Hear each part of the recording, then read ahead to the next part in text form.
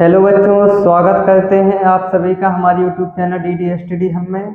इस वीडियो में हम जानेंगे कि नंबर सिस्टम क्या होता है। उसके पहले आपके सामने एक फोटो आ रही होगी, तो जितनी भी डेफिनेशन है इन सबको आप नोट कर लीजिए और उसके बाद ही आगे की वीडियो को देखना है। तो चलिए शुरू करते हैं। तो सबसे पहले हम बात कर लेते हैं नंबर सिस्टम के बारे में। आखिर नंबर सिस्टम क्या है अर्थात संख्या पद्धति क्या है। तो संख्याओं के क्रमबद्ध अध्ययन को ही हम संख्या पद्धति कहते हैं। जिस प्रकार से आप इंग्लिश में पहले ए, फिर उसके बाद बी, सी, डी इस तरह से लाइन से अक्षर पढ़ते हैं, ठीक उसी प्रकार से हमें भी मैथ में संख्याओं को क्रमबद्ध तरीके से पढ़ना चाहिए। सबसे पहले हम जानेंगे प्राकृतिक संख्याओं के बारे में। तो प्राकृतिक संख्याएं क्या हैं, तो चलिए शुरू करते हैं।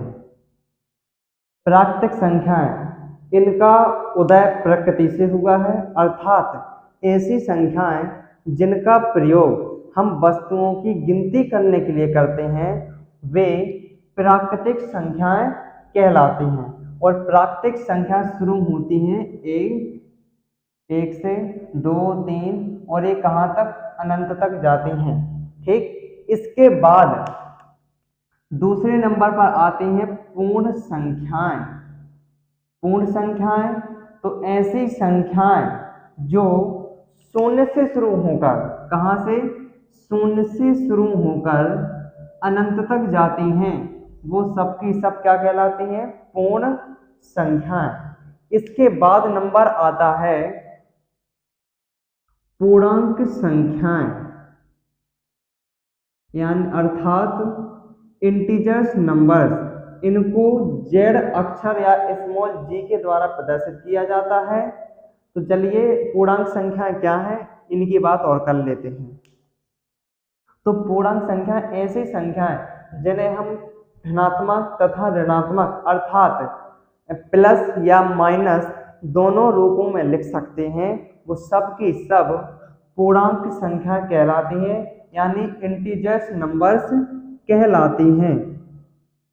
या हम दूसरी डेफिनेशन के बारे में जान सकते हैं कि जितनी भी ऋणात्मक, धनात्मक और शून्य से मिलकर जो संख्याओं का समूह बनता है उसे हम पूर्णांक संख्याएं कहते हैं।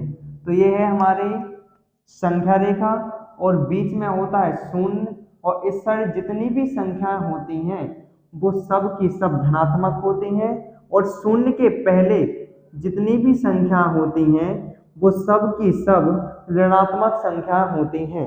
तो शून्य के बाद की सभी संख्याओं को बोला जाता है धनात्मक पूर्णांक। क्या बोला जाता है, धनात्मक पूर्णांक। और शून्य के पहले की सभी संख्याओं को बोला जाता है ऋणात्मक संख्याएं या ऋणात्मक पूर्णांक। क्या बोला जाता है, ऋणात्मक संख्याएं या ऋणात्मक पूर्णांक। अब आप लोग कहोगे कि सर शून्य तो बच गया है, तो बेटा शून्य ना तो धनात्मक होता है और ना ही ऋणात्मक होता है। तो इस वीडियो में इतना ही। अगले पार्ट में हम जानेंगे कि परिमेय और अपरिमेय संख्याएं क्या हैं,